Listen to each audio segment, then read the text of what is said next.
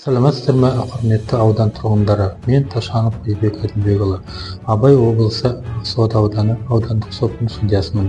Бүгінгі тақырыбымызда ол еліміздің түкпір-түкпірінен келіп жатқан интернет желісіне туындайтын дауларға тоқталамын. Бүгінгі таңда сот және құқық қорғау органдарында осы интернет алаяқтығына байланысты дроп немесе дроппер деген ұғым пайда болды. Дроппер деген ол алаяқтың ұрлаған ақшаны өзінің карточкасы арқылы жүргізетін адам.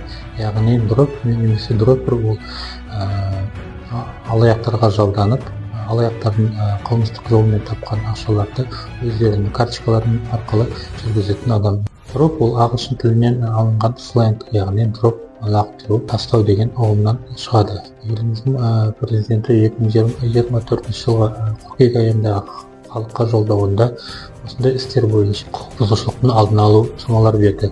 Яғни егер де сотқа осындай істер түсіп жатқанда дроппермен алынған құжатты талап қоюшылар өздерінің арызында көрсетіп, сот шешімі негізінде өздерінен ұрланған ақшаларды қайтарып алуға мүмкіндігі бар.